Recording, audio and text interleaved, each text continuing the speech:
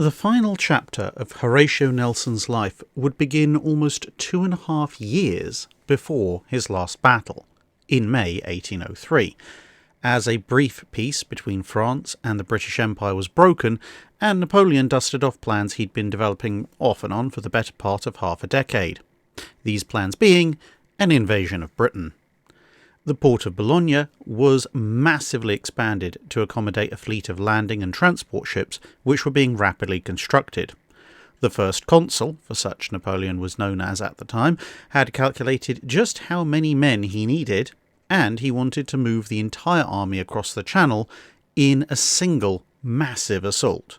Partially because many of the new vessels were only safe on the open ocean in a flat calm, which was rare enough to find even in the Channel, and partially because he knew that, absent a miracle, the needed control of the Channel would be fleeting at best, and the effects of Royal Navy frigates blasting grape shot left and right into defenceless landing craft packed full of troops did not bear thinking about.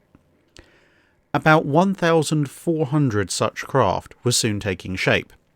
Their cargo was to consist of just over 110,000 men, just over 7,000 horses, 432 field cannon, 90,000 rounds of ammunition for the artillery, millions of rounds for the small arms, as well as spare muskets, flints, and all the biscuits, sheep, and brandy that such a force could ever want. In order to escort this force safely across, the French fleet would need a lot of warships. Luckily, it had a lot of warships. Unluckily, they were scattered and under blockade by the Royal Navy, precisely to stop them joining up and pulling off exactly this kind of assault. There were 2 Atlantic-based squadrons, one in Brest, which was the largest fleet of all at 23 ships of the line, and another in Rochefort, which had another 6, whilst a third squadron sat in Toulon in the Mediterranean, with 10 ships of the line and 11 frigates. There were a few other French capital ships abroad, or in other nearby ports that might be able to join up, and of course there were more under construction. Napoleon entrusted the naval part of the operation to Admiral Latouche-Treville, an unusual French naval officer in that he was one of the very few survivors of the pre-revolution Royal French Navy. Noble by birth, but having convinced most of the various Republican governments that he supported their ever-shifting ideologies. Latouche-Treville was not just adept politically, but a highly competent naval officer, having seen service as far back as the American War of Independence. The plan he was supposed to execute sounded simple, but was in practice actually almost impossible. First, he would have to take the Toulon fleet and evade the British blockading force that was there under Nelson, clear the Straits of Gibraltar, presumably without them noticing, then dodge another British force under Admiral Alexander Cochrane in order to pick up the Rochefort squadron. Once this happened, the Brest fleet would have to sail at the same time, evading the main British blockading force that was off of the Brest shore under Admiral Cornwallis, but also not quite evading them well enough, as it was necessary to get Cornwallis to chase them.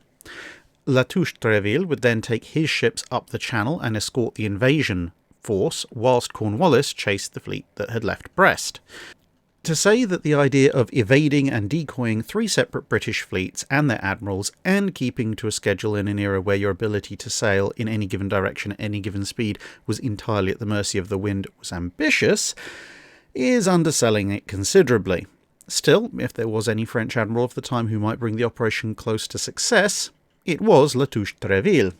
Unfortunately for Napoleon, the admiral rather inconsiderately died in late 1804. Nelson watched all of these proceedings from the deck of his flagship, HMS Victory, which awaited the French breakout attempt off Toulon. Latouche-Treville's successor, Pierre-Charles Jean-Baptiste Sylvestre de Villeneuve, was an entirely different man. A classic example of a man promoted just a step beyond his level of ability. Villeneuve was, to be clear, not a hopeless officer. He was brave and determined, and made an excellent captain for a ship of the line in a fleet where someone else could give him the orders. But as an admiral, there were a couple of major issues. Firstly, he followed his orders pretty much to the letter and wouldn't challenge, disobey, or modify them except in the most extreme of circumstances. This alone would be bad enough in an age of sail admiral who might be weeks or months out from when the orders were given. Although he was only 40 and thus fairly young for an admiral, Villeneuve had plenty of seagoing experience. Napoleon did not, but it was Napoleon who was the one drawing up the plans, and Villeneuve would not dare to contradict him. But it was the second issue that would turn out to be even worse. Villeneuve had faced Nelson in battle before, at the Battle of the Nile, and his ship had been practically the only one to actually escape that debacle. Whilst this gave him an excellent insight into how Nelson thought, indeed he would actually anticipate almost every move Nelson would make over the following year or so, it also frankly terrified him. One might even speculate that the Nile had induced some form of Nelson-fixated PTSD. He was absolutely convinced that to fight Nelson was to lose, which in the realms of grand military strategy meant that he'd pretty much lost any such battle before the first shots were fired.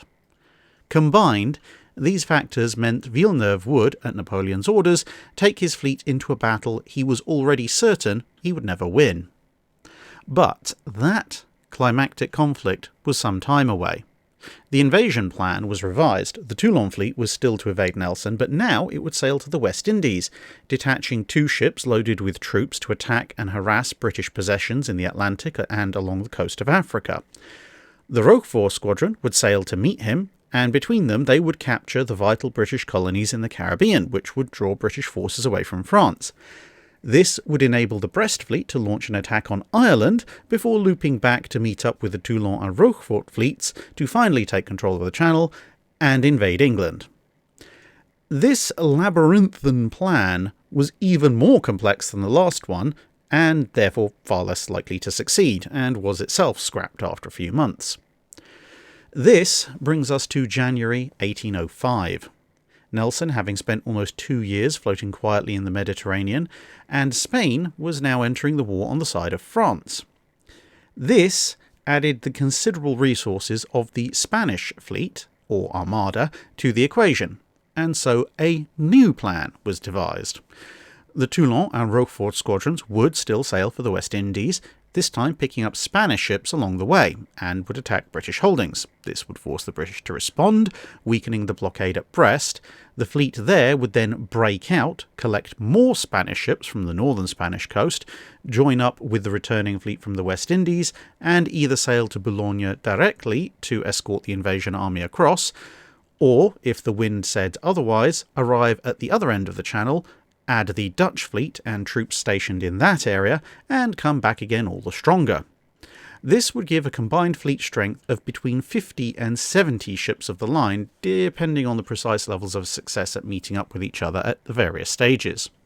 The whole thing got off to a poor start. The Roquefort force, which by this time was 5 ships of the line, was the smallest, but it was also the only one that actually succeeded in its attempt to get out of the port. Evading the blockading force under Admiral Graves, they made for the West Indies under the command of Admiral Missessy, although Admiral Cochrane's squadron was in pursuit.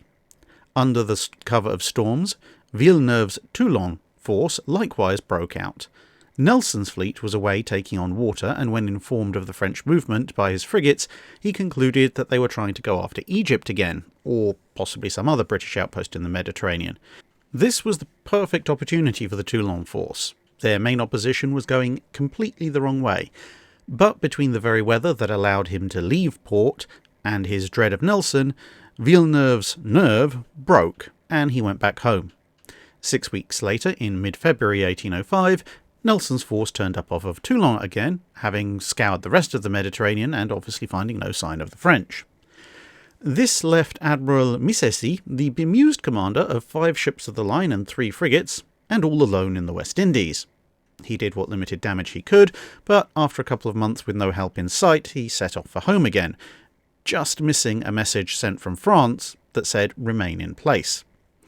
Napoleon wasn't happy with the situation at all, but he had reconfigured his plan once again.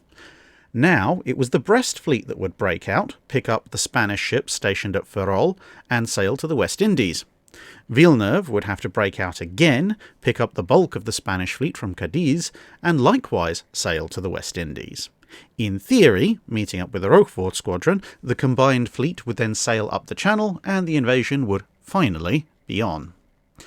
Late March saw gales spring up, and once more the French forces at Toulon slipped away. Once again, Nelson miscalculated and set off east to head off an imagined French threat to the central or eastern Mediterranean, and this time Villeneuve cleared the Straits of Gibraltar, picked up some of the Spanish fleet, and headed off west.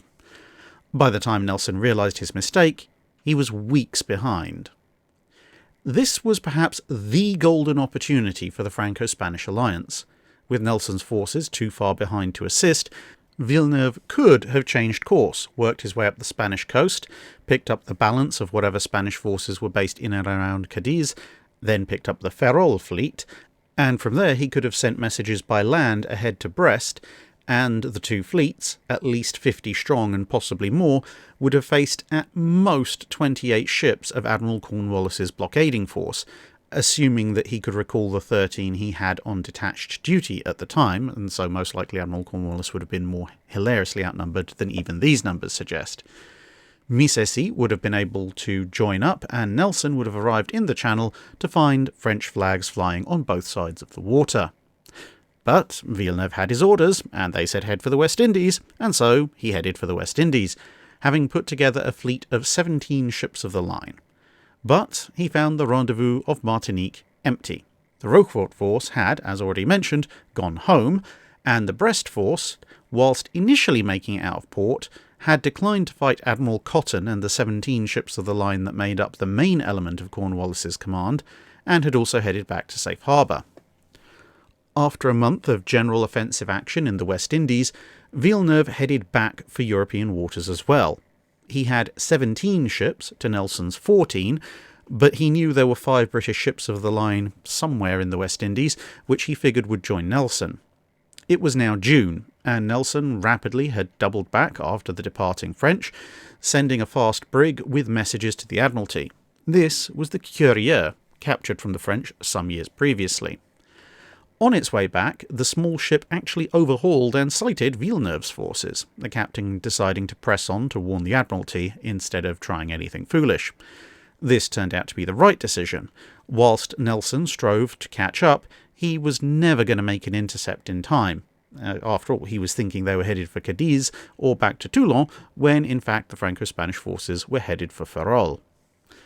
Instead, the Admiralty ordered the Ferrol and Rochefort blockading forces to combine under Vice Admiral Calder and move to engage the incoming Franco-Spanish forces.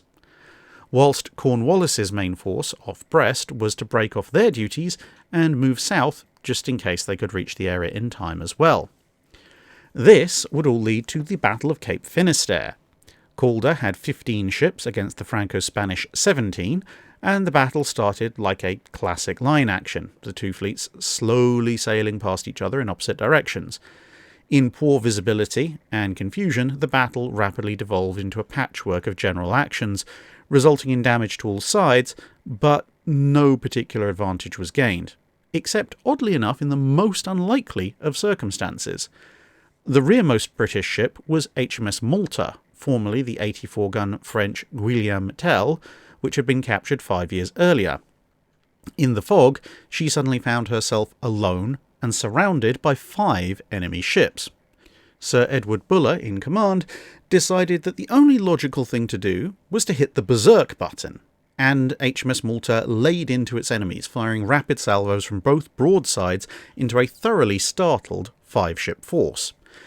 When the smoke cleared, Malta's entire mast and rigging setup was either gone or badly damaged, but 2 enemy third-rates, the Spanish 80-gun San Rafael and the 74-gun Fiume, had struck their colours to the slightly crazed British crew, who promptly took them as prizes. The battle as a whole petered out over the course of the evening. Calder, with both the Malta and the Windsor Castle badly damaged, and worried that the Ferrol and Rochefort squadrons he'd been blockading might come out to help their embattled colleagues, declined any further action and sailed in what he hoped was the direction of Cornwallis. Villeneuve had yet another opportunity. If he gathered the Franco-Spanish forces along the Atlantic coast, he would have 55 ships of the line. The British forces in the area had about the same numbers, but they were scattered in 2 main fleets and a number of smaller squadrons. A path to the north was open to him and to success. But, reminded of the now 20-strong contingent under Nelson that was somewhere to his rear, and citing what he believed to be scouts for Cornwallis's force — in fact, it was actually the 36-gun HMS Phoenix, its recently captured prize, the 40-gun Didon, and the 74-gun HMS Dragon that they'd found along their way to Gibraltar — he instead decided to sail south by stages for Cadiz. By this point, he'd acquired 33 ships of the line, but was in no mood to try for another battle so soon. Napoleon was absolutely furious, seeing the mischance, and with Austria and Russia becoming more hostile, the Army of England broke up camp in late August and headed east. The threat of invasion was over, at least for that year. Nelson would arrive first at Gibraltar, then make his way up the Atlantic back to Britain, having spent 2 years at sea chasing the French halfway across the planet. He spent the latter part of August 1805 and the early part of September ashore, but when it became clear where Villeneuve had ended up, it was time to head back to blockade duty. Initially, there were 20 British ships of the line on blockade duty off Cadiz, shortly thereafter joined by Nelson in the Victory. 5 of these, plus a frigate, were sent to Gibraltar to take on supplies, and Calder's HMS Prince of Wales was recalled so that Calder could respond to his court-martial, as allegations of a lack of aggression at Cape Finisterre had escalated to the highest level. This was somewhat balanced out by the arrival of other ships and various small squadrons, and the total numbers available to Nelson started to climb. Nelson, for his part, called a conference of his captains and explained his plan. If the enemy came out to fight, he would divide his fleet into columns and attack perpendicular to the enemy line, breaking it and forcing a melee, the kind of chaotic engagement every admiral for the past 2 centuries had desperately tried to avoid. But Nelson's confidence in his ships and men made this his objective instead. And the assembled officers agreed with him. For several decades, lack of aggression had been punished in the Royal Navy. Calder's recent recall was merely the latest example, and to a man the officers of the British fleet felt confident that the best place they could be was right up alongside the enemy, guns blazing. Ideally, Nelson would have liked to have 3 columns, but given the numbers he had at hand relative to the enemy, he would have to make do with 2 unless further reinforcements arrived. Now, this isn't to say that the Franco-Spanish fleet was lacking in aggressive or competent commanders. Captain Lucas of the Redoutable and Captain Infernet of the Intrépide, for example, and Rear Admiral Magon of the Algeciras had been so furious when Villeneuve declined to press a renewed attack on Calder the day after the Battle of Cape Finisterre that he was reported to have gone red in the face, cursed Villeneuve with every epithet in the extensive lexicon of a seasoned sailor, and hurled first his telescope and then his wig at the Beau Centaur, the French flagship, before some officers had managed to calm him down and physically restrain him to prevent him taking a boat over and challenging Villeneuve to a duel to the death right there and then. Admiral Gravina and his officers leading the Spanish fleet maintained courtesy, but in their various writings and attitudes they were fairly disdainful of the leadership that they were being expected to serve under. Still, there was only so much they could do to make up for the weeks, stretching into months, of enforced idleness in harbour. Meanwhile, aboard the British ships, blockade duty necessitated they keep their seamen's skills sharp. Gunnery exercises were being conducted and the men were catching up on the finer points of melee combat. So before we rejoin Nelson off Cadiz, let's take a look at what some of that entailed. So here we are standing next to one of Victory's long 32-pounder main guns on the lower gun deck. This gun is pretty much what makes a ship of the line. A frigate might carry 12-pounders or 18-pounders. If you're very lucky, a large frigate might carry 24-pounders, and indeed those can be found on the upper and middle gun decks. But only the ships of the line of this time period would carry a 32-pound gun or heavier. Now, obviously, this gun is quite large. It weighs several tons. It's considerably more than 32 pounds. But the reason it's called a 32 pounder is because the shot that it fires, or the cannonball if you like in colloquial terms, weighs 32 pounds, or around about 14 to 15 kilos. And it's this level of firepower that allows a ship of the line to do the amount of damage it can do to its compatriots.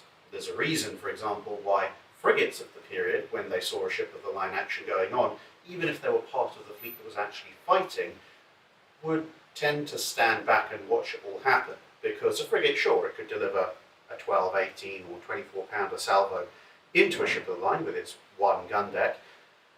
But if a ship of the line returned fire with these things, that frigate wasn't much long for this world. Nelson had already demonstrated that at the Battle of the Nile, when a French frigate had tried to intervene and one of the British ships of the line had effectively silenced it with a single salvo, which in a peer capital ship action, as was happening at Trafalgar, was basically unheard of, because a ship of the line takes an awful lot of hitting to put down. And Trafalgar was going on for several hours. Now, obviously, as you can see, this sits on a four-wheel carriage and has some fairly major ropes which allow it to not go flying across the deck whenever it's fired. But just in case, you might need to adjust the aim of the gun slightly, because the enemy ship might not do you the favour of coming right alongside your broadside. You've got these large levers, and that will allow you to move the gun to a limited degree fore and aft, which was quite useful. Now, of course, the great danger that came with having such a heavy armament, and there's over 30 guns of this type on the lower gun deck, is that they do weigh a considerable amount. And although you can't see it, if you look outside the portholes, if you ever do come to visit the ship, which of course I highly encourage, you'll notice that you're not a million miles away from ground level. And in fact, the ship is set in the dock at waterline level. So if there are particularly rough seas, these guns probably aren't going to be operational unless the ship's riding relatively high in the water for whatever reason. Of course, if you are fighting an age of sail battle at sea, you also have to contend with the wind, which is quite important, because if the wind is blowing, so let's say from the starboard side, the ship is going to heel to port. So these gun ports will become much closer to the waterline, at which point it becomes very dangerous, and unless you want to reenact the Mary Rose, you're going to close these gun ports. But on the other hand, if your opponent is on your starboard side at that point, well, then those gun ports are well clear of the water and you can fire away all day.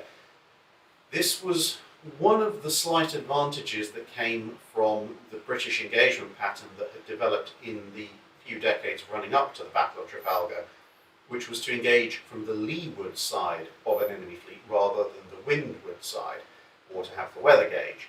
The weather gauge was good because it meant you could engage an enemy ship or fleet at will, and they couldn't come towards you because they'd have to sail into the wind, which doesn't really work when your only source of power is sails.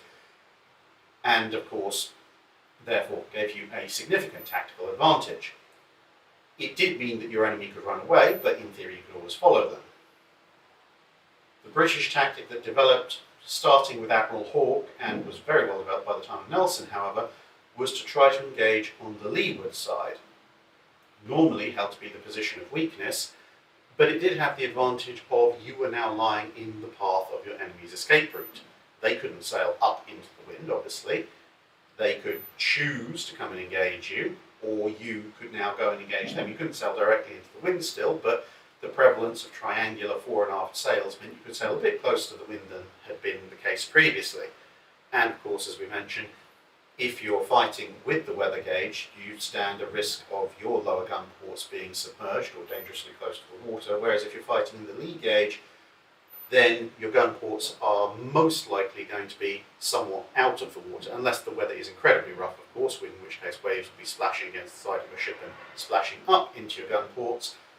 But if the weather is that bad, you probably aren't going to be engaging in the first place, unless, of course, your aim was Hawke.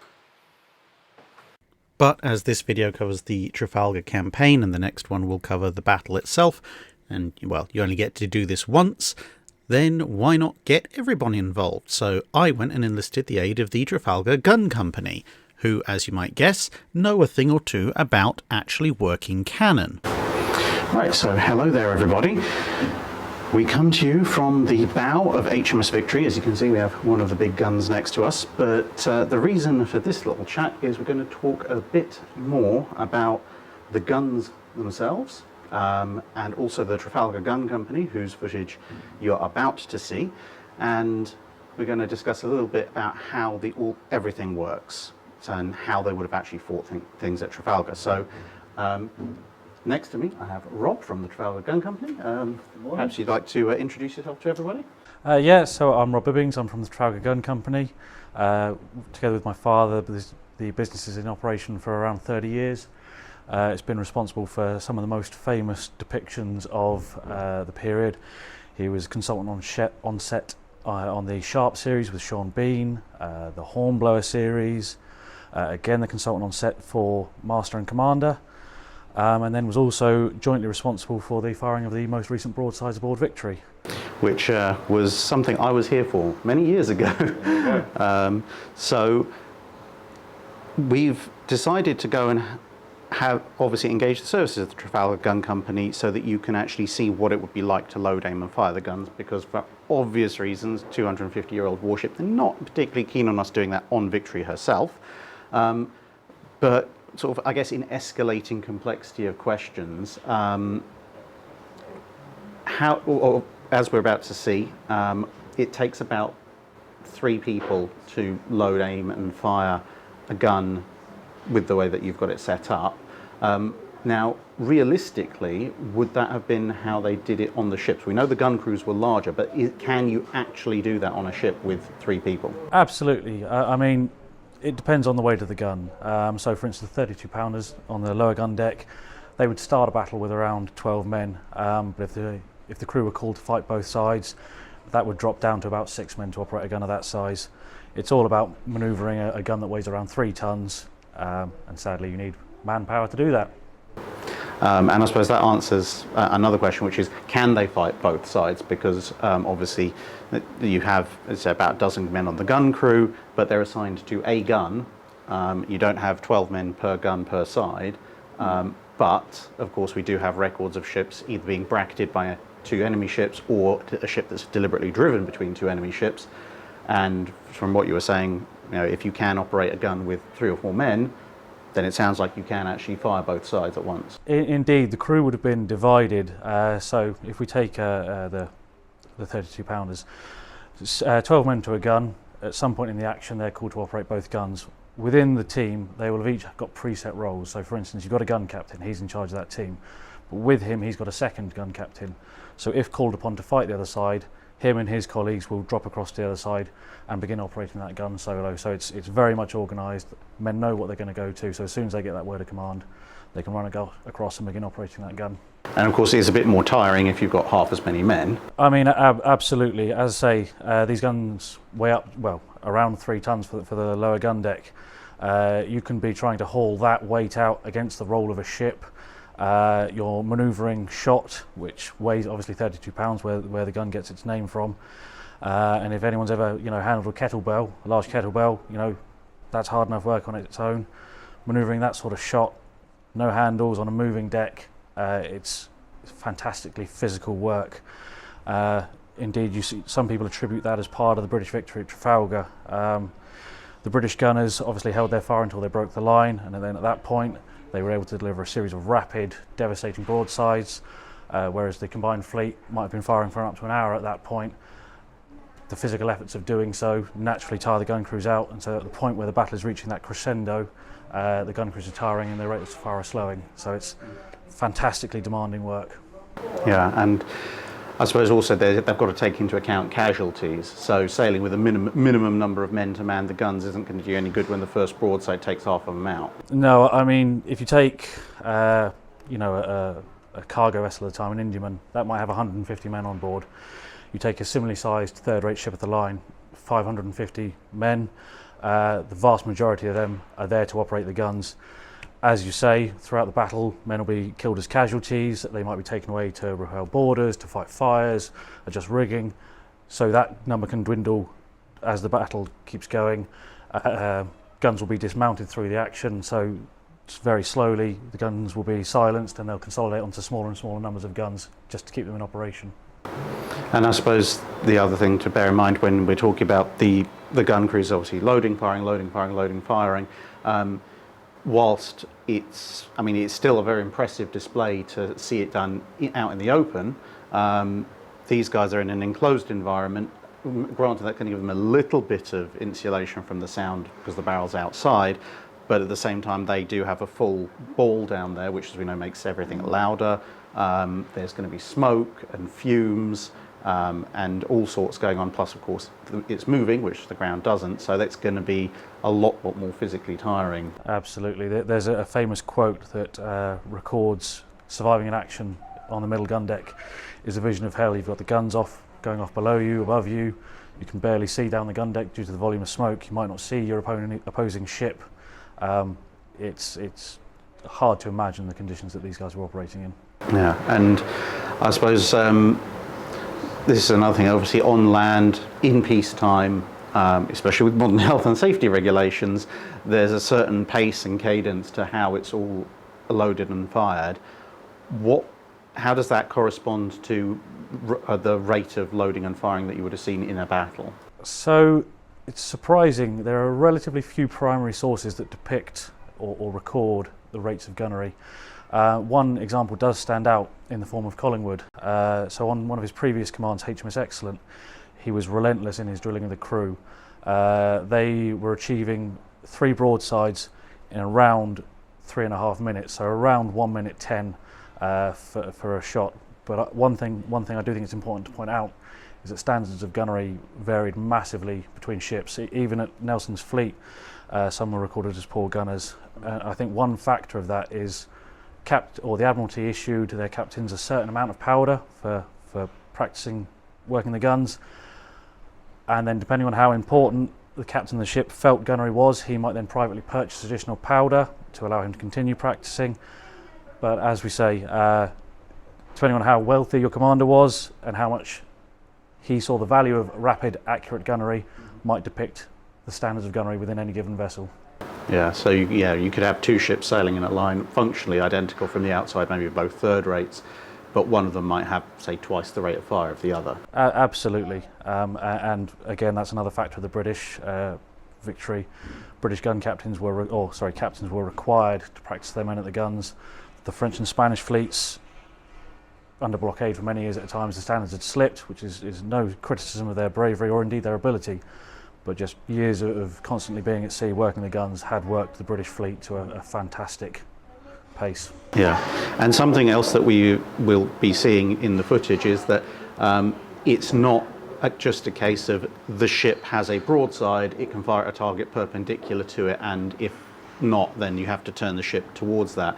There are actually ways of manoeuvring the guns within actually a surprising arc of fire, both horizontally and vertically. So how's that done? So, as you say, in particular, some of the bow and stern chases can be manoeuvred round from the broadsides of the ship in the event of a pursuit or a chase action. The aiming and manoeuvring of the guns is done with 2 tools called a handspike. They, under the direction of the gun captain, will move the gun either left or right individually, and then by raising up the rear of the barrel can adjust a coin, which allows them to control the elevation. The weapons themselves, they're smoothbore, relatively inaccurate. They lack any kind of sighting system other than some elevation marks on the breech. So it's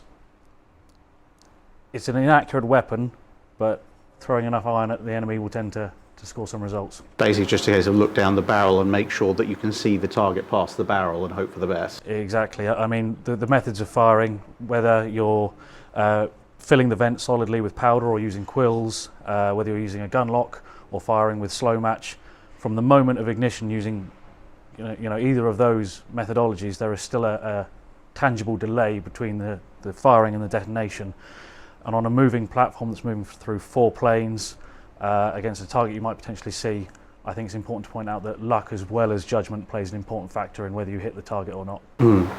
And this is one of the reasons why when you see ships going up against coastal fortifications, a first-rate ship of the line like Victory ostensibly carrying 104 guns versus a fort that might consist of 20 or 30 guns, and maybe not even many of those are 32 pounders, there might be 24s or 18s, so it might seem like a very uneven fight, but on the ship you have to time your shots. On the fort, the gun will point where you point it, Yeah. and then it's just down to, well, how accurate is your smoothbore piece of artillery. Exactly. And then I suppose when you think about the conditions aboard Victory, this is another thing that you have to bear in mind. Both of us, we're walking down the gun decks. This is the middle gun deck. We have to duck constantly. Again, when we're firing the guns on land, don't have to worry about that. The sky is literally the limit. But that's another thing to bear in mind. Obviously, if you're 5'6" and you're fighting on the gun deck, not a big problem. But if you're any taller than that, you're going to have to be ducking and weaving to make sure you don't smack yourself on the ship while the gun's manoeuvring and recoiling and everything. Absolutely. These ships are designed to deliver a massive volume of ordnance to a given location and then batter the enemy. Crew comforts come at a distant second, so the spacing of the guns is the prescribed amount that they need to work the guns. The number of decks is in order to fit the maximum number of heaviest guns as they can on a given platform and still have it be a reasonably handy sailor to deliver it wherever it's needed. Now, of course, when we see the rolling broadside, it's incredibly impressive, but even then we're talking about a dozen, 14 guns or so. And Victory being a 104 gunner ostensibly, you're talking about 50 plus guns in a rolling broadside, and of course very substantial weapons. Your whole deck of 32s, then the 24s where we are, and lighter guns further up. How much of an effect do you think that just the sheer level of explosive going off is going to have, especially at the kind of close ranges we see fighting at Trafalgar? Oh, I mean, it's fantastically devastating. I mean, there are accounts of the Battle of Trafalgar where a single broadside has taken ships out of commission, and there can be a common misconception that it's not necessarily the impact of a cannonball into a person that kills a man. A ball driving into a wooden hull of a ship creates splinters, which again is a misnomer. A splinter can be as long as your arm and it will scythe through a man's body. You're dismounting guns, even the shots rolling loose around the deck will break limbs. It's a terrifying thing to be on the end of. And having positioned myself slightly forward of one or two of the guns when we were firing them, the feel of the shock wave just by being slightly forward of the muzzle compared to being behind it is quite significant. And again, as we said, we're firing wadded charges, not the ball as well, which is going to intensify that. So if you imagine you're on the other side, maybe on the gun decks you might be to a degree okay because you've got massive walls of wood sheltering you in a small gun port that might let a bit of the shockwave in. But if you imagine you're up on the decks preparing to board or counterboard or just manning the upper deck guns, and a broadside goes off at close range, you're going to be subjected to incredibly powerful physical shockwaves, even if no splinters or cannonballs hit you. And that's going to happen repeatedly as the broadside goes off, and then as the next broadside goes off, and as the next broadside goes off. And that's got to impair people's ability to fight as time goes on. Oh, I mean, massively. I mean, it's fascinating. None of Victory's casualties were received on her lower gun deck. Such was the degree of protection, and the combined fleets, in particular around Victory, was focused on clearing her upper decks. So to go on the top decks where you're exposed to the musket fire, the grenades, as well as all of the gunfire going on, you were lucky to walk away unscathed. Yeah, and so I suppose a bit more about the Trafalgar Gun Company itself. Obviously there's a small crew of you. Pretty much, as far as I'm aware, the only group in the UK that has A, that many cannon, and B, cannon of that size. My educated guess is that it's probably the largest collection of firing pieces in private hands. We've got 8 full-size guns that range from a 3-pounder up to the 32-pounder that you saw. We've got numerous batteries that allow us to fire the 1812 Overture, the Battle Symphony with their full complement. Add to that, we've got all of the associated small arms. Indeed, we've even got our own miniature fleet with a mirror dinghy come pirate galleon, appropriately rigged with 10 guns, and a converted redoutable, which is based on the Kenneth Branagh 1994 Frankenstein film, where we converted a whaling ship to resemble the redoutable, which gives us not only something to fire at, but something to float and fire back at us. Fair enough. And so where can people see the Trafalgar Gun Company in action? Well, we go up and down the country, maritime festivals, pirate festivals, classical concerts. In the past, we've started things like the Great North Run. Essentially, we will travel to wherever we are needed, and we will do our best to give an approximation of what it might be like to experience a battle like Trafalgar. Yeah, and as you're about to see, it is, and you probably will have been seeing with a few clips and pictures cut in during this, it is an absolutely fantastic thing, and it gives you a great deal more insight into what people would have been facing and what they had to put up with and endure. Because, you know, apart from anything else, even if we take the HMS Excellent as an example, if you're getting a round off every minute 10, minute 20 or so, you have to bear in mind, especially if you are fighting in the Battle of Trafalgar, on either side, you have multiple ships that may be engaging you at any one time. Santissima Trinidad, for example, she's engages one ship, and even though the British have a gunnery advantage, she just has a lot of guns and a lot of ships. So eventually that ship falls away, another one takes its place, and so on and so forth. You have, you know, victories facing Redoutable, but is also still exchanging fire with Bucentaure. Then Foudroyant, or however you pronounce it, shows up and has a go, so they're having to engage off that side. Temeraire shows up, bracketing Redoutable. Another French ship ends up the other side of Temeraire. So, you know, you think about, even in the 20th century warfare, surprisingly, actually, about 1 round per minute is about the average rate of fire you get on battleships as well in most engagements, although they physically can do quicker. It's just the range, the time it takes the shell to land and make fire corrections. It just works out about that. But if you're on destroyers or cruisers, you might be firing around every 10 seconds or even quicker, especially on some of the destroyers. But during that time, especially if you're in the kind of intense battle that you might experience at Trafalgar, which is probably most analogous to a destroyer fight in World War II at close range, all you're going to be focusing on is round, round, round, round, round. You're not really thinking about much else. Whereas on a ship like this at Trafalgar, you fired off a broadside, even if you're the best gunnery crew there, you've got 60 to 90 seconds before you're going to get the next one off. And during all that time, you're going to be seeing French ships, Spanish ships, and friendly ships you hope can identify that you are also friendly, or vice versa if you're on the French side, wandering around, pelting fire at you, and there's literally nothing you can do about that apart from just watch and hope that you're still around when your gun captain calls for your next element in that preparation of the gun. I think the training, these crews were essentially the machinery that drove the ship. Relatively little casualties tend to put the ship out of action, but for what they're doing, it is a machine-like operation. Ram the charge, wad the charge, run the gun out, and just endlessly repeating. As long as you can serve that gun and keep it firing, that would have been your entire focus. Yeah, and I suppose there is a subtle advantage to a degree of being on a ship like this at Trafalgar as opposed to a more modern warship, say Jutland or the fight with Bismarck, in that, okay, it's not the world's greatest view, and as we said earlier, it's probably just going to be mostly smoke, but if the wind picks up or you're close enough, you can actually take a look outside as the gun's being run out and figure out something of what on earth is going on, almost regardless of where you are in the ship. I mean, if you're down in the orlop deck, you're below the waterline, you're not going to see anything. But most of the crew, as we said, are fighting the guns, and they're going to have some idea of what's happening. Whereas in the Second World War and the First World War, at that point, to be honest, everyone's locked up behind armour or behind a gun turret, which is also solid armour. So the only people who can actually see what's going on at all are maybe the occasional person looking through a rangefinder and the bridge crew. And everyone else is kind of blind and just hoping that something good is going to happen. It's like, oh, comes over the intercom. Oh yeah, by the way, guys, we've won. Well, great. I wasn't aware we were actually fighting, apart from the occasional thud.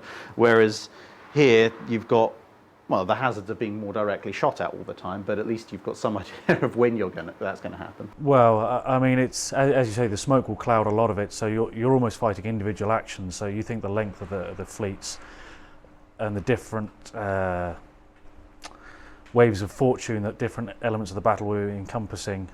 So you'll be fighting your part of the battle. As I say, you'll be driving that gun like a machine, battering whatever happens to be in front of you, but you'll be completely unaware of what's going on the ship next to you. And that's why things like the death of Nelson and all that sort of business took a long time, or longer than you might anticipate, for that news to spread through the fleet. So as you say, you're waiting for the command ceasefire, and then you can sort of pull your head up and think, right, who's still here? How did we fare? Who's not dead? Yeah. I suppose that's another thing. When you think about it, when Nelson was being carried below, he asked for a handkerchief to be placed over his face so people wouldn't know it was him.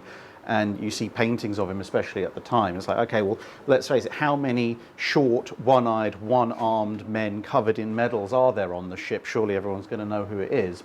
But as you said, between the shock of the fighting and the smoke and the chaos and the fact you're focused on doing your job, actually, if the recognisable part, the face, is covered, and you just see a person with some shiny stuff in a blue officer's uniform being carted down, it's probably out your peripheral vision. You're not really going to have the time or the inclination to turn around and check, oh, I wonder which one of the officers that is. It's just like, oh, another officer has gone down to the orlop deck, which is going to, I suppose that's the point that Nelson was trying to do, to make sure that people's morale didn't suffer mid-battle. Well, I mean, Nelson is venerated as a fantastic leader still to this day. The Navy honour him. I wouldn't say he was universally liked, but he was certainly popular with his crews, and as you say, covering the face shows that even in that moment he's considering the impact that his death might have on the crew, and doubt the rumours would have started the moment he was hit. But as you say, if you can't hear the man next to you, it's very hard for him to pass the message on that the Admiral's gone down and what's happening. So, fantastic presence of mind to consider that. Now, of course, hopefully you're seeing this film at some point in October, because, of course, October is when the Battle of Trafalgar was fought, and we're giving you some idea of how it would have been fought before we tell you the actual story itself. Now, coming towards the end of 2022, going into the winter, it's probably for you as much as it is for me when I do my medieval reenactment. It's the off season, not really a lot happening. But if there are any known events, so if not, we'll just cut this bit out. But so for the future, for 2023, you should see scrolling below you at the moment a list of events where you can come and see the Trafalgar Gun Company, as is confirmed at the moment. Presumably there's a website or a Facebook group people can check out? Indeed, we do have a website. The Facebook site is the more up-to-date version, but equally we're in the process of creating our own videos that explore some of the gunnery subjects in depth, should you be interested. Yeah, and obviously definitely go and check that out, and say hello to the hard-working guys who are trying to make guns load, aim, and fire. And of course, there are also preparations underway in summer 2023 for a new naval conference, Naval History and Maritime History Conference up in Greenwich, which is of course the old Admiralty offices. So keep an eye out for more details on that. And well, if you happen to be free on the dates that the conference is being held at, we'd love to have you up as guests / also demonstrations. Because what better way to start a naval history conference than to fire a rolling broadside? I mean, we'd love to be there, so that'd be fantastic. Awesome. Thank you very much, Rob. Thank you so much. Thank you. And enjoy the gunfire. So first off, we're going to look at this. This is a much smaller gun. This is basically a 6-pounder, I believe. And as you can see, it's been built into the mock-up of the side of a wooden ship. So although you wouldn't find 6-pounders on Victory, even on the quarterdeck and other parts of the upper deck areas, you would find these in other ships in the fleet, particularly in the third rates in these upper areas. Victories tended to be 9-pounders, but nonetheless, it serves as a good demonstration of how you actually load, aim and fire one of these things, albeit to a modern safety standards cadence, and of course with 1/4 of the gun crew that you'd have in an actual battle, at least at the start. Worm the gun!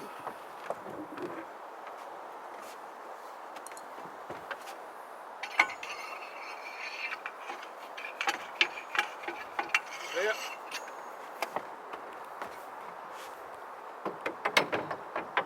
Load cartridge! Take your rammer. Well, I don't think you're going to have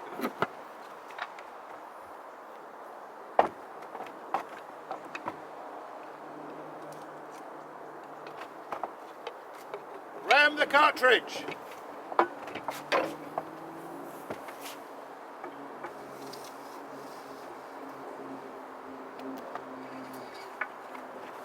Ward the cartridge!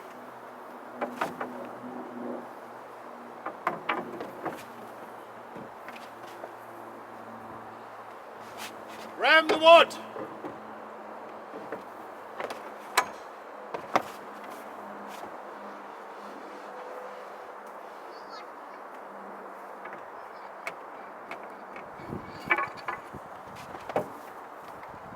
Prepare to run out!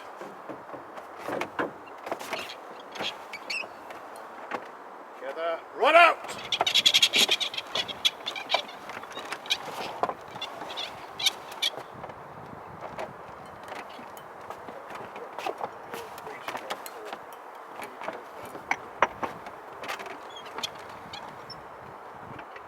Handspikes. Centre the gun. Go under the front. Move the front across. Now the back.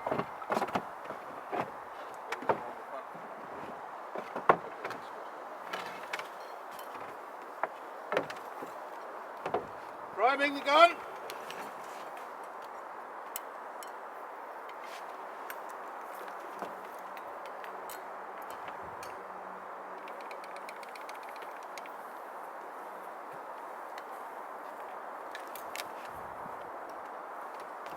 Aim the gun, handspikes. On the right. That's well. Elevate the gun.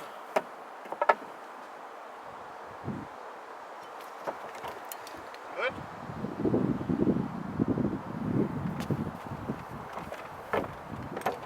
Make ready. And firing. Hey. Right. Run in. So if you pick up the train tackle, run it fully in.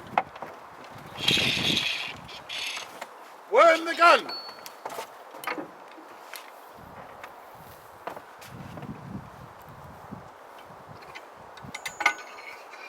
So rotate it through 360. See if you can find any debris. Pull it out. Maybe nothing. Tell him we shall be rolling. Swab out.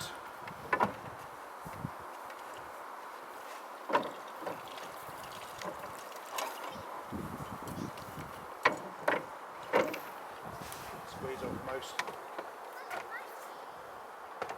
Has that been dipped?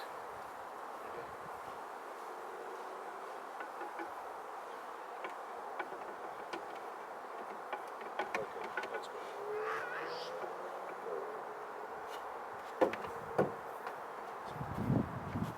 And stand down. Now, of course, as we said, that was a much smaller gun than you'd find on Victory. This, however, is a slightly modified 32-pounder. So this is the full size of gun you'd find on the lowest gun decks of Victory. So with that in mind, again, just modern safety cadence and with 1/4 size gun crew, let's see how this thing is loaded, aimed and fired. Camera 2 is rolling. Camera 3. Recording. Okay. Worm the gun.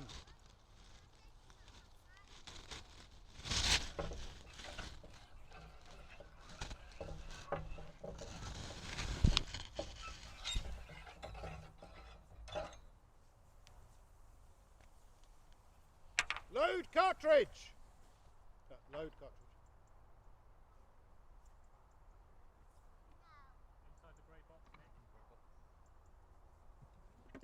This one you need to make sure is right seated on the breech face.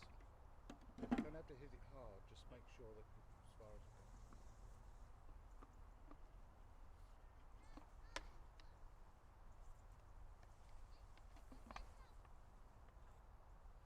Ram the cartridge!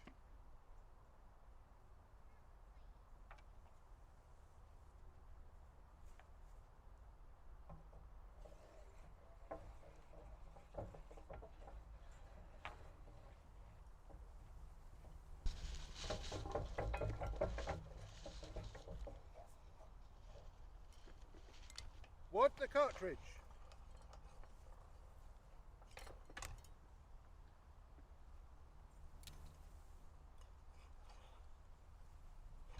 Round the wad.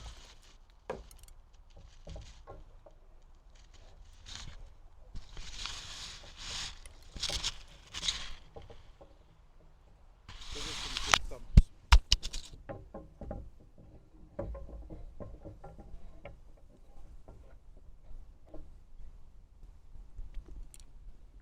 Priming the men.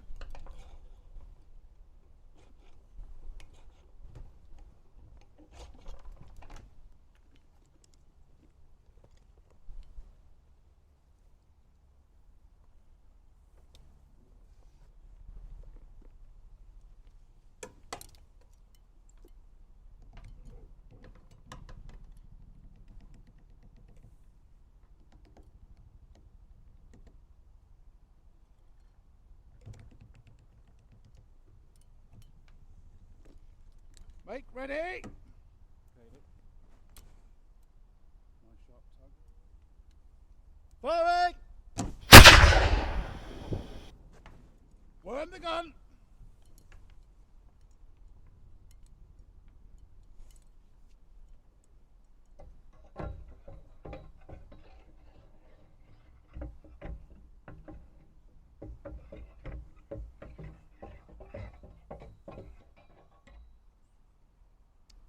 Swab out.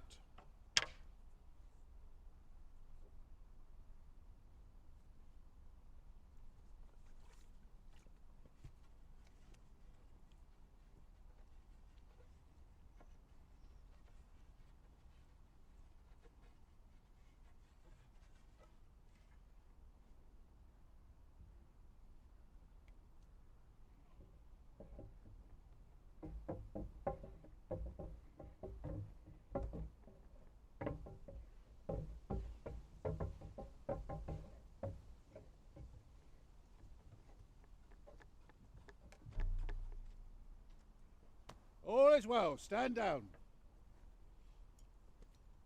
And then there's this little rack of demonstration guns, but, you know, since we're here, we might as well fire all the guns in sequence, giving us a little bit of a mixed rolling broadside. Here we go.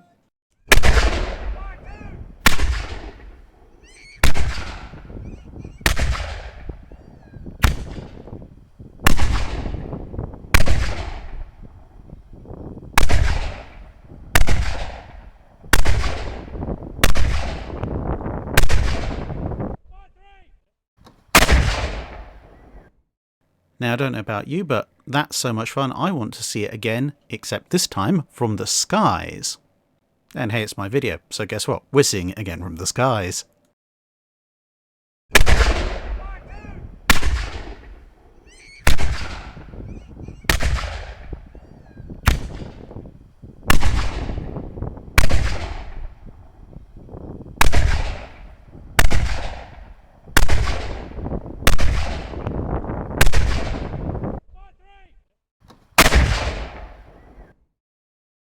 So now you've got some idea of what it'd be like to be on the receiving end of a rolling broadside and a couple of single shots. There is more to come in part 2 in the second video, but for now we also have to consider that gunfire isn't the only thing those ships on both sides would be facing. There'd also be boarding actions, and boarding actions means melee combat. And that can involve swords, cutlasses, pistols, pikes, axes, and so on and so forth. So, of course, who better to talk to about that side of things than someone who's an expert in exactly this kind of melee combat? Please welcome Matt Easton. Right, well, hello. We're aboard HMS Victory. You may remember Matt Easton from an earlier collaborative video, well, 2, one on each channel. Yeah. So here we have a small selection of the weaponry that was available to Victory's crew when the big guns were no longer quite practical. Yeah. So what have we got? Well, you've basically got a mixture of firearms and hand weapons, haven't you? So, and I imagine also, I mean, there's a few things which aren't shown here as well, which the two ones that come to mind are grenades, possibly, and boarding axes. So I get asked a lot about boarding axes on my channel. And it does seem that, by and large, the British weren't as into boarding axes as maybe the French and the Americans were. and we relied more on cutlasses. So we've got boxes of cutlasses, boxes of sea service pistols. We've got boarding pikes, which are essentially short pikes or spears. Obviously, not as long as pikes because that wouldn't work so well on the ship for obvious reasons. And then just over behind us over there, we've also got sea service muskets, which are not the full length of a brown bess. They're essentially a short brown bess with a bayonet. And I think a lot of kind of fame and attention goes to the cutlass because everyone loves swords, but actually the bayonets probably saw as much use as the swords as the cutlasses did. Yeah, and obviously there's quite a lot because they're all standard issue, but obviously people would have had their own weaponry as well, daggers and all sorts of things they would have. And of course, to be honest, looking around, you've got all the equipment that they used to clean out and round the guns in extremis. Yeah, and belaying pins and even cannonballs and things like that. So anything to hand, a shovel or a broom probably got used at some point. But I mean, there were boxes and boxes of these cutlasses, pistols, and muskets on board, weren't there? So they would have been the primary. Them and the boarding pikes would have been the primary go-to hand-to-hand weapons. Yeah. And something we were talking about earlier. Obviously, up on deck, you have a bit more range of movement, although there's rigging and everything in the way. And most of the time, you didn't have hand-to-hand fighting on the lower decks, because once you had the upper deck, that was pretty much it.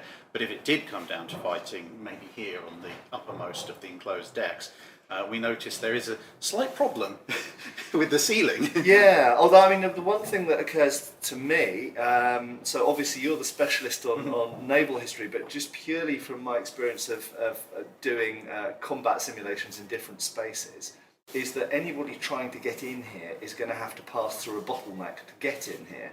So anybody who's on deck or outside is going to be far better advised, I think, to fire in or throw grenades in or do whatever, to clear out than actually going in. It's a bit like chasing a sort of badger into its set, isn't it? And actually, it's quite defensible because any entrances are going to be a bottleneck, and you can get lots of people with boarding pikes jabbing the people back out again. So yeah, because I mean, there's only a few entrances up and down the line. And what you were saying about grenades earlier is that's very important. There were grenades being thrown by both sides, and obviously at the moment we've got these wooden hatchway covers.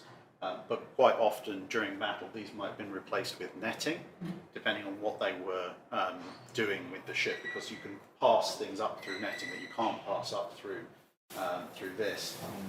Some ships would keep them in place. It varies, but what we do know is that one of the ships at Trafalgar got into close range action, which pretty much most of them did, but a French grenadier, sailor, we don't know who was, someone with a grenade, chucked a grenade into the ship. Into Victory? Not into Victory, into another British ship.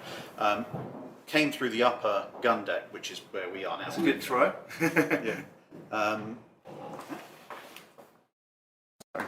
It said something, I don't know why.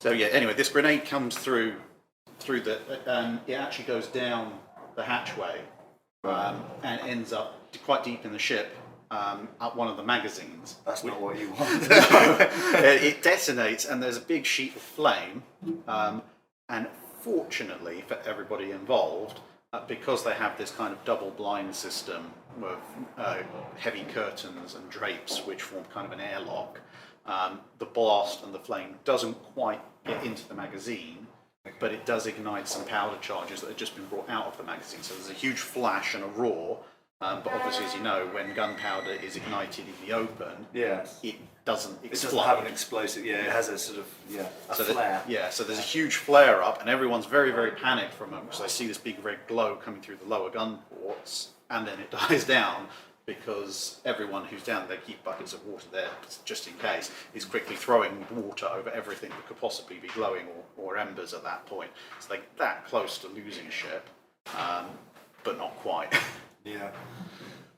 So, but as you say, fighting below decks here, I mean, it undoubtedly did happen, and the space limitation, so it's interesting because this deck, we were just exploring on the ship, and this deck is actually not as low as I remembered on this particular deck. This deck's fairly high, and I'm a shade under 6'1", So I'm very tall for the Georgian period, and I've got no headroom issues here at all. I have to duck a little bit underneath the beams, but I could certainly happily use a cutlass down here. But of course, the thing you have to remember is that you can't swing overhead at all, and the standard, what we call engaging guard, so the position you hold your sword in, the kind of on guard position with the cutlass at this time, is actually with the point downwards and the guard protecting your hand upwards here, which means you can protect very well from anything coming downwards anyway, which on the deck would be very useful.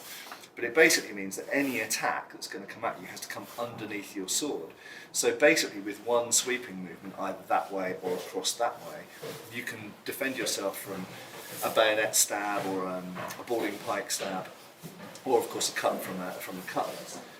So actually, the constriction of the area helps protect you to some degree, but it does mean that stabbing weapons, thrusting with the cutlass, which was very important, it's not just a cutting weapon, but also the boarding pikes and the bayonets are going to be, in some ways, you could say, perhaps more useful down here. On the deck, the cutlass might be very, very useful, but down here, I think thrusting weapons are super useful because you can basically prevent the opponents from coming into an area by stabbing at them. Right, so moving on upwards.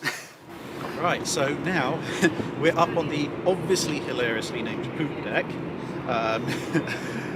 Quarter deck is further down, but this is the highest point you can get on the ship without climbing masts and rigging. Why is it called a poop deck?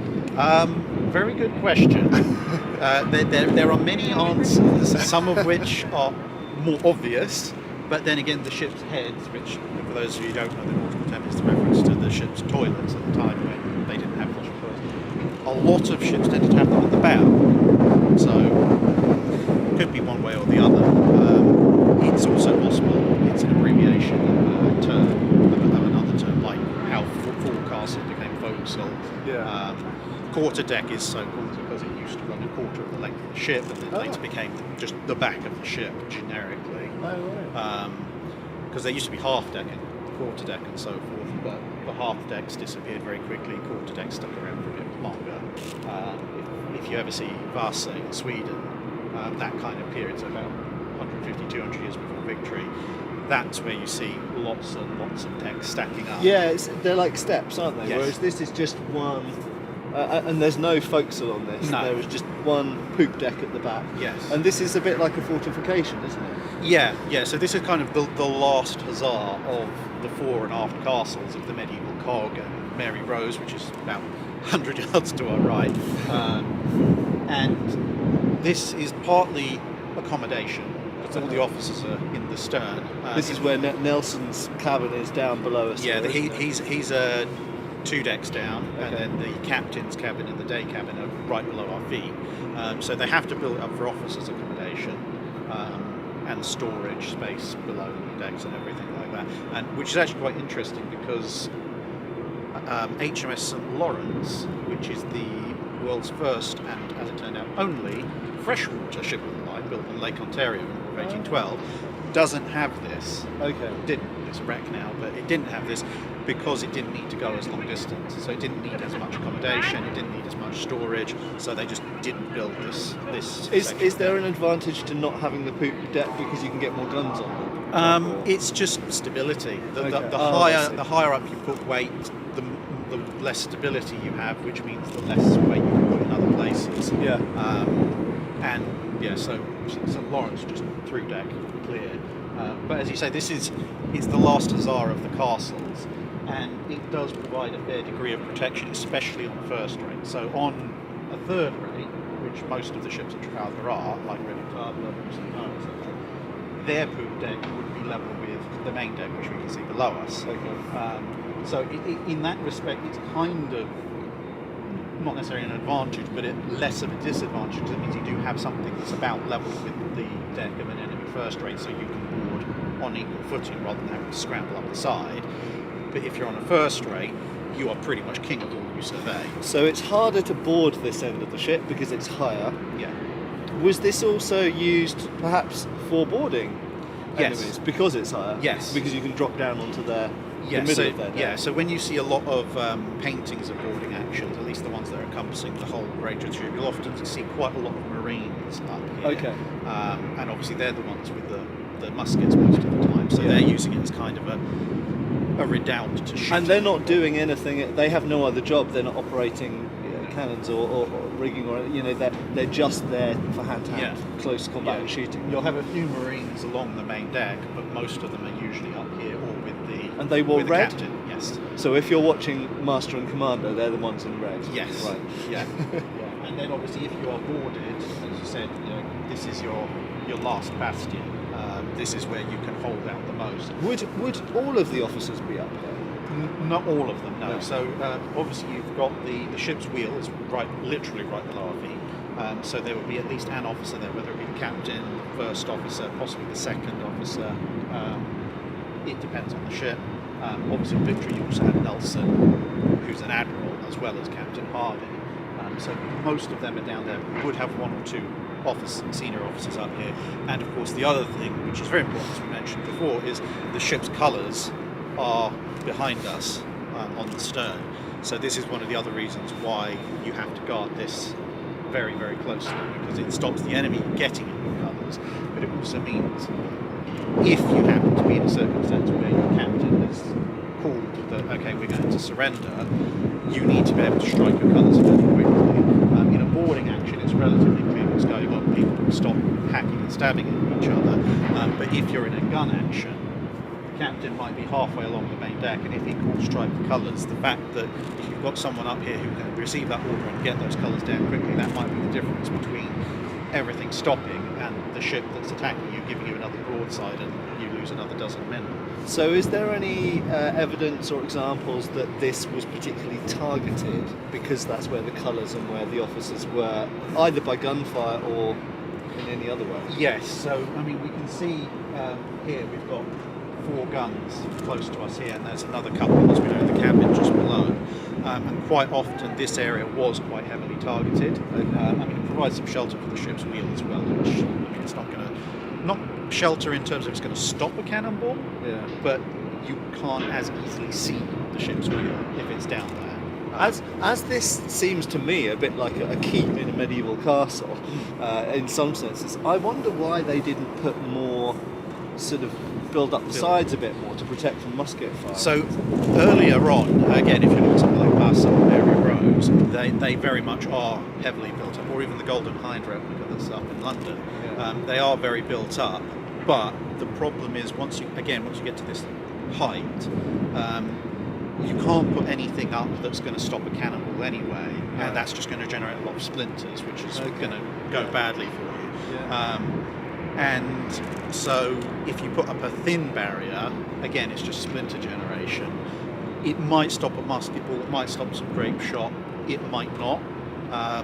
But if you have it open, then again, you save your weight for elsewhere. And as you can see, we've got, these days, these are safety nets. But back in the day, these were also, I mean, you saw hammocks here as well. And they also form a kind of anti-boarding measure. So a hammock, like a couple of bundled up hammocks might stop a musket ball from 100 yards and give you something to hide behind, but there's not really anything. And even if they don't stop it, they'll take some energy out of it so that it might not be as damaging when it hits you. That's interesting. Okay, so and would there have been any other cannons up here? Officially, no. Right. Officially, this is a bit too high up, and you've got to bear in mind the magazines and the shot lockers are down in the hold. So this is about, it's the highest point of the ship, this is the furthest you'd have to go. But when a ship is rated for a number of guns, you'll quite often see the term pierced for X number of guns. And what that means is the gun ports, the holes. Whether or not it will carry that many guns. Whether or not it's carrying a few more is another matter entirely. So we know, especially frigates tended to be very heavily overgunned. So frigates, 5th rate, larger frigates, 32, 36, 38 guns. But we know for a fact that a lot of the frigates are trawling around with 40, 50 guns. But a lot of them, again, at these higher levels, You might have some small 9-pounder guns, chase guns or something like that. But by this period, a lot of what we're showing on the carronade, so we've seen the big 68-pounders down there. Yeah. The reason they can be so heavy is because, as you can see looking down here, the actual barrel is much shorter. So weight-wise, they don't weigh too much compared to a longer. But you've also got carronades in smaller sizes, the same size as your regular cannons, so 32 pounders, 24 pounders, 18 pounders. And semi-regularly, you might find, an 18 or a 24 pound carronade or 4 scattered around here if they had the men to man them. Okay. Again, for close range action. And I suppose the other thing to say as well is that if there was a boarding that was occurring over there, then the Marines have a fantastic position to shoot from up here, because you've got the ability to differentiate between sides up Yes. here and be reloading. Yes. So you could have a reloading rank and a firing rank straight down into the French or the Spanish or whoever else are boarding. Yeah, exactly. You've got these two small accesses, so they're relatively easy to block Very easy off. to defend with bayonets, yeah. So, I mean, it's definitely a vantage point for seeing what's happening, and also a good defensible position. I mean, as good as you can get on the deck of a ship in the early 19th century or late 18th century, Yeah. Right, so we're here on the rather windy main deck of Victory. The wind has not let up at all. We're just on the starboard bow, so just off to our right this is where Redoutable would have hit Victory, and where some of the initial boarding actions would have gone. And then obviously Victory has forward momentum, she's going that way, so gradually Redoutable swings around and they end up kind of side by side.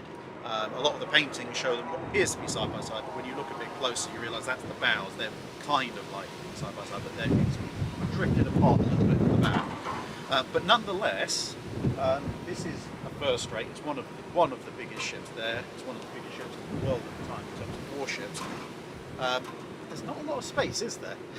No, absolutely. And so this was a deliberate ram, was it? So this was a deliberate attempt to board. Kind of. I mean, what happened was you had Bucentaur, the French flagship, over there. 68-pounders just poured a load of musket balls into it. Everyone's being broadsided.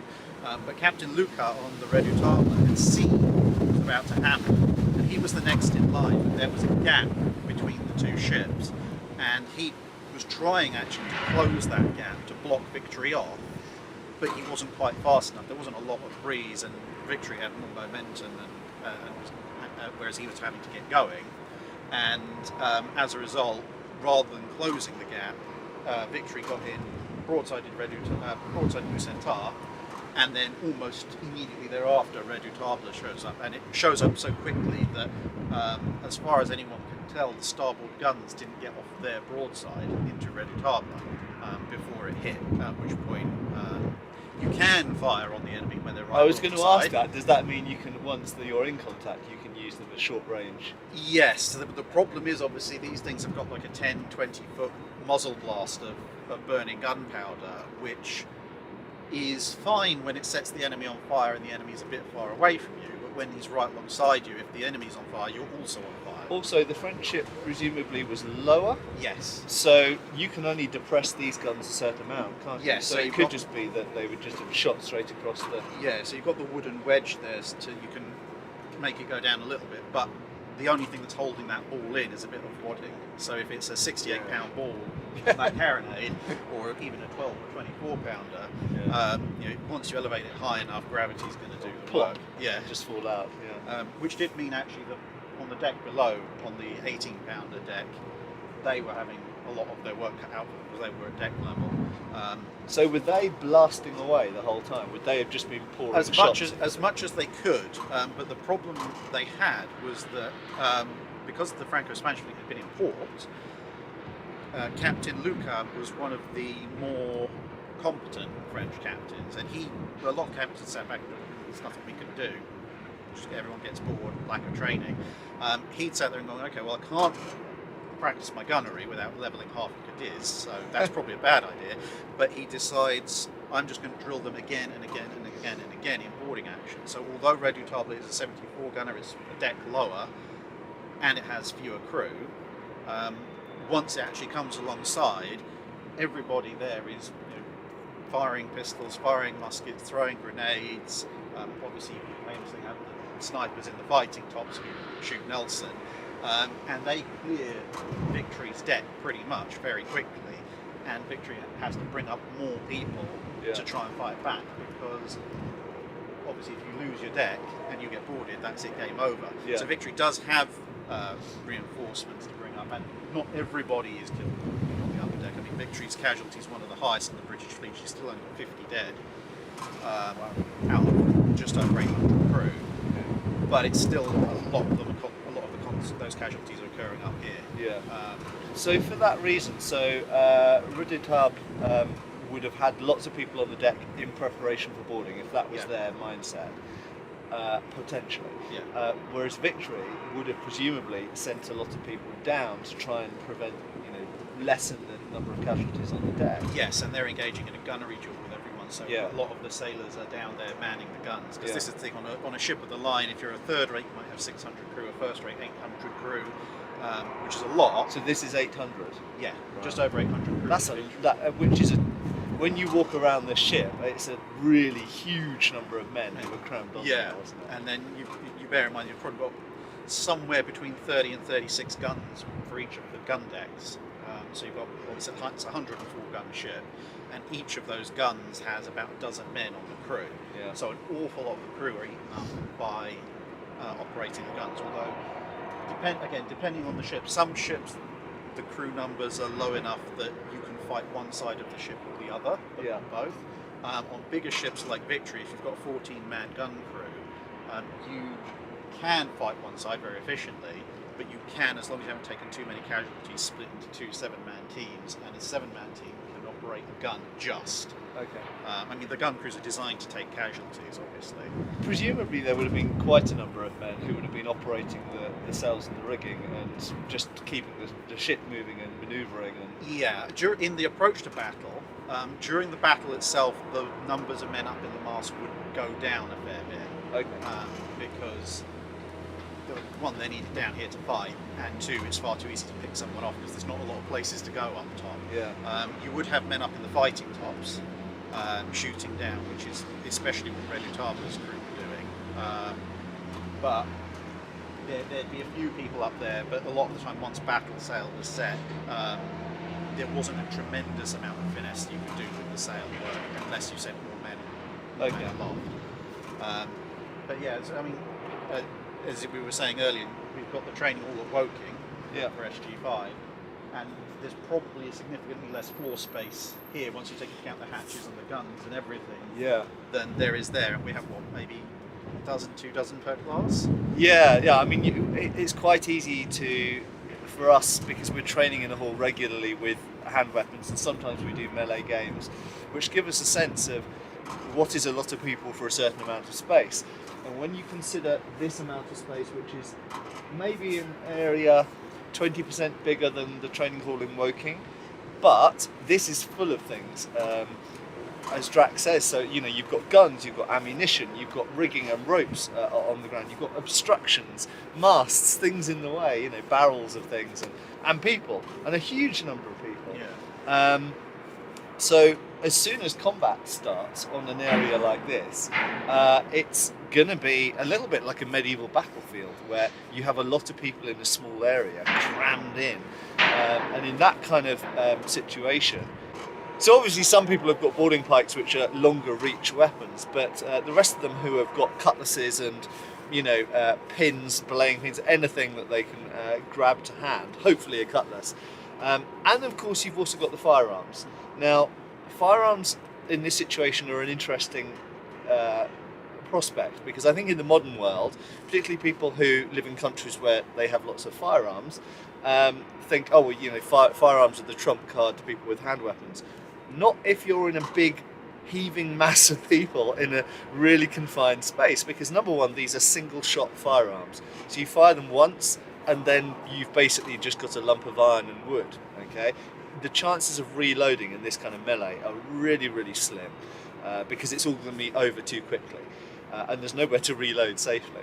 The second thing is shooting in a confined space with lots of people without shooting the wrong people, you know. And you've got to remember that a musket of this time, or even a sea service musket with a shorter barrel, is going to go through the first body it hits and into the second one, sometimes through the second and into the third, which is great if your enemy are all in front of you, but not necessarily if it's a big heaving mass of people who aren't easily distinguishable from each other. So there is some advice in this period to actually save your pistol, if you have one, in your sash or with the hook on your belt, to actually save it as a last ditch. So actually to fight preferentially with your pike or your cutlass first, and then to save the pistol, your one pistol shot, or if you've got a pair of them, a brace, then 2 pistols, to really save it as a last ditch, save your life kind of thing. Yeah, and when you bear in mind that sort of, we'd have 60, 80, maybe 100 men up here as just a typical operation during battle, because you've got, there's 4 guns up here, there's another half dozen down there, plus the command crew, plus the guy on the tiller, plus the few people you'd have operating the mast and yards, and then once it comes to a boarding action, you've probably got another 100 or so coming up. So you could easily have 200 or so men milling around here, and then the same number potentially coming in from the opposite side. Yeah. And at Trafalgar, Victory is at very, very close risk of actually being boarded and captured because of the firepower that's coming in from Redoutable, and it's actually saved by Temeraire. Famously, obviously, you've got the Fighting Temeraire painting by Turner, but back when she was actually in service, Temeraire was following up on Victory, and Victory's decks have been mostly cleared, so a lot of men killed and wounded, not able to fight back, a few still around, obviously Nelson having been shot, but then Temeraire comes alongside on the other side of Redoutable. Redoutable's crew have all massed ready for a mass boarding action, and then Temeraire, which obviously also 3-decker, also has guns like this, has seen what's happening. They've loaded their guns with a mixture of grape shot and other anti-personnel weapons, and they just clear Redoutable's deck in a single rolling broadside, and that's basically it for Redoutable. It's gone from being a very close fight with with a first rate to, at this point, how many more cannon shots are we going to take before we give up? So in this case, an attempted boarding action was essentially stopped by more gunfire clearing the decks. Yeah, from another ship using its artillery. And that's quite high risk, presumably, shooting it, because you could have hit Victory. Yes, yeah. I mean, that I think it was a calculated risk, and from what the accounts seem to say they had seen the issue and they were using anti-personnel shot, and this is one of the things, because Victory is a 3-decker, Temeraire is a 3-decker, Redoutable is a 2-decker, so they could, as we mentioned earlier, elevate the guns slightly to press the barrels to get the grape shot down onto the deck, and as we've seen down below, the sides of Victory are sort of at least 1.5 foot, up to 3 foot thick in places of oak. It's not going to stop a cannonball, but it'll probably stop grape shot. Yeah, and I think perhaps the other thing to mention is that, of course, the gunners were very good. They were surprisingly accurate, weren't they? Yes. And I know I mostly look at army, 19th century army history, and some of the gunnery that we see, for example, in the Indian Mutiny, was extremely pinpoint accurate. At sort of 100 to 200 yards, they could really stick a cannonball where they wanted it. Yeah, and on ships of the time, obviously Victory has these 2 massive carronades as the bow chasers, so these are fairly short-range weapons, but that's because Victory as a first is meant to get stuck in and fight it out in close action. But a lot of smaller ships would actually go through all their guns, work out which one was the most accurate, or which 2 or 3, and they would put those as the bow chasers, and swap whatever they had standard issue as the bow chasers back in their places. And the best gunners would go on those guns, and the idea of that was then they, as you say, because they can pinpoint accurate shoot as much as you can with a smooth bore cannon that doesn't have any sights on it, but they would then try and specifically take out the enemy's masts. Or they're the sort of designated marksmen of the ship. Only just with a 12 or 18 pound cannon instead of a sniper rifle. And you actually see this, although it's not at Trafalgar, you see this later on when HMS Shannon fights USS Chesapeake in the War of 1812. And one of the keys to Shannon's victory is they have a long 9-pounder on the ship, and every time someone takes up the wheel on Chesapeake, they get shot by a cannonball. Wow. And the Chesapeake goes through basically everyone who knows how to steer the ship, and then goes out of control because they keep getting shot. Oh no, shouldn't laugh, but it's effective.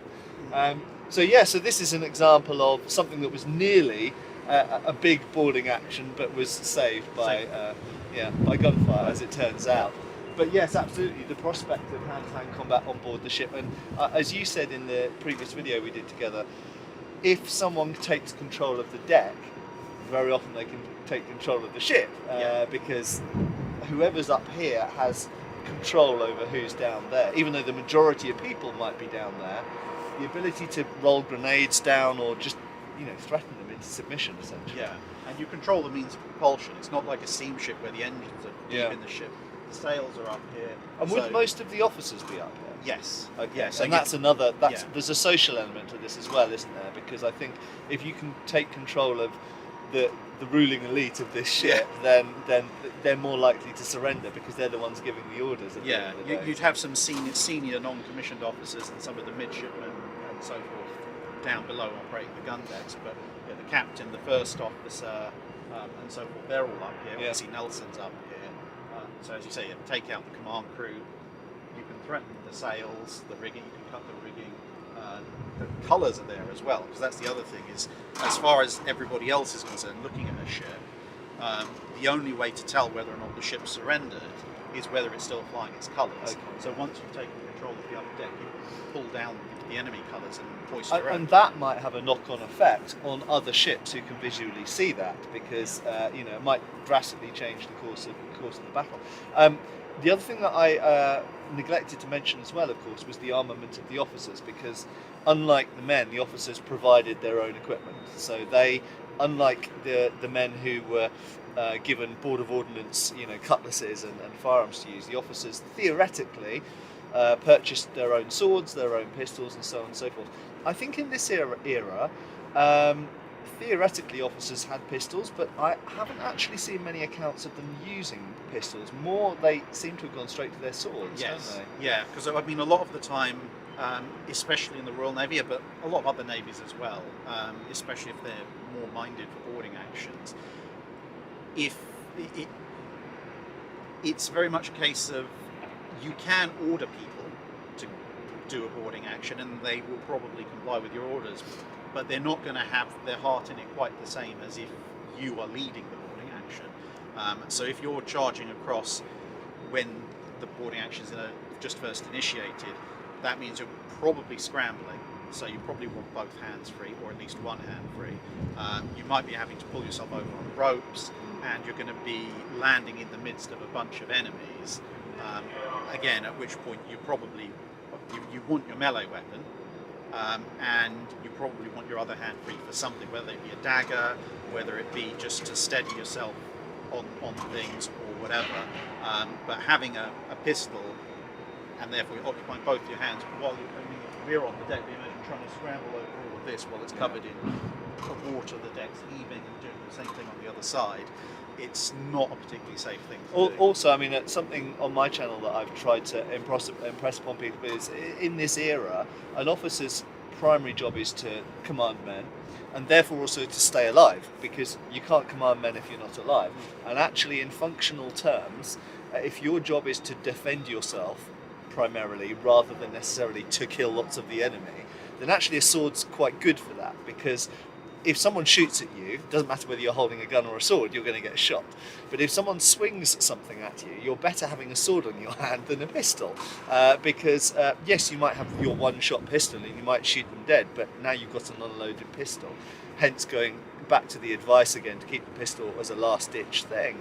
And there are indeed accounts of using the pistol, particularly as a parrying device, in the left hand while having a sword in the right. But at the end of the day, a sword can parry repeatedly against cutlasses or boarding pikes or anything else, bayonets that are pointed, poked in your direction. Whereas your pistol really only has one shot, and then it's just a short club.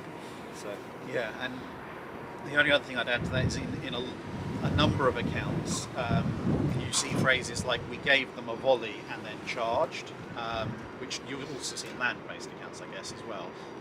But what it seems to be, because then the accounts will go on to talk about a lot of hand-to-hand fighting, but especially if it's a musketry volley, well, you can't hand-to-hand fight, with swords and everything if you also have a recently fired musket in your hand. So it appears that at least in some boarding actions, what they would do is everyone would line up with pistols, muskets, whatever.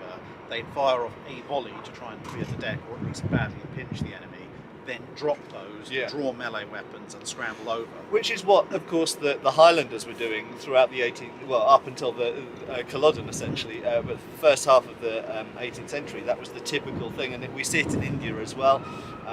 Sikhs did similar things as well. So if you've got a firearm, discharge it at the enemy, then you pull out whatever your effective close combat weapon is and charge, essentially, which I think is the standard. In Pringle Green's manual, for example, I think that's the assumption that that's what the enemy are usually going to do, and so he was in contrast to that, saying basically soak it up and keep your powder dry, as it were, for later in the engagement. But yeah, absolutely, it's a brutal affair, brutal affair with hand-to-hand. And I know there's at least one account of Nelson's head being saved from a sabre cut, it's described by one of his fellow officers who interposed his sword in the way. So there is an example of Nelson not dying thanks to someone else's sword parry. And not losing a body part, which he was very good at. So now we know a bit more about what it was like to be a gunner, a bit more about how you had to defend yourself or attack the enemy if you were called to a boarding action. Now let's rejoin Nelson at sea and see if there were any other advantages he had to hand. Out at sea, Nelson had other factors playing in his favour, beyond the extensive seaborne experience of his crews. The Royal Navy at this point was well established in the practice of applying copper sheeting to their ships. This massively delayed the onset of fouling, where various bits of sea life accumulated on the underwater hull and slowed the ship down. Not to mention, it also encouraged the attack of shipworms. The copper prevented this by essentially just being toxic. This allowed ships to retain their speed a lot longer whilst they were at sea, although of course a freshly cleaned ship was always going to be slightly quicker than one that had been at sea for months. HMS Royal Sovereign, flagship of Admiral Collingwood, was already known as one of the best sailing ships of the line in the fleet, and it was freshly coppered. Nelson had also ensured that the fleet was painted uniformly in the black and yellow pattern so familiar to students of naval history today. This was partially to ensure that the ships were easy to identify in a melee action, regardless of what smoke or damage might do to obscure their colours. Conversely, the French and Spanish ships were painted in a number of different patterns and in a variety of states of maintenance, such that even today we don't actually know what the hull colours and paint patterns were for most of the Franco-Spanish fleet. Another matter was signalling. For centuries, the Admiral had possessed a limited repertoire of signals pointing to paragraphs of the fighting instructions, but nothing beyond that unless he arranged a custom set of signals with his fleet, and the fleet had no way of responding to any of it. But in 1790, a new signal system was introduced, using 10 flags of known patterns and colours which could be combined to form hundreds of messengers, which could then be used to also reply, enabling two-way fleet communication beyond shouting distance for the first time. By 1799, the Royal Navy had almost doubled the number of pre-recorded messages and established some additional flags to allow for letters and numbers, to also allow for the spelling out of things that weren't in the book, thus allowing any message to be sent, even if some could be quite long. And there could also obviously be modifications to pre-arranged messages. For example, the signal "enemy in sight" could now have numbers appended to it so that the Admiral knew not just that the enemy was in sight, but how many of the enemy were coming his way. This was to show its worth when, on October the 19th, the frigate Sirius hoisted a 26-flag signal that read, "To Euryalus, enemy have their topsails hoisted," and in a manner akin to the lighting of the beacons of Gondor, the Euryalus under Captain Blackwood repeated the signal to the Phoebe, and on it went, the signal flashing from ship to ship until the 74-gun Mars, almost 50 miles from Sirius, was duly informed, and on the message went from the Mars to the Bellerophon and Captain Cook, who was about to be rowed over to Victory for breakfast with Nelson. Thus, Captain Cook, at the tail end of an extremely long blockade line, was able to hand over the communication in person to Nelson less than an hour after the initial sighting. Soon more flags broke out from the masts of the Victory. General Chase, southeast. In light breezes, 27 ships of the line, 4 frigates, 1 schooner, and a solitary cutter hoisted all sail and bore towards the enemy. Captains, officers, and crew, Nelson included, wrote out final letters to loved ones, just in case. The speed of advance was slow, and it wouldn't be until the 21st that the two fleets would catch sight of each other, but the first actions of the Battle of Trafalgar had now been taken. That's it for this video. Thanks for watching. If you have a comment or suggestion for a ship to review, let us know in the comments below. Don't forget to comment on the pinned post for dry dock questions.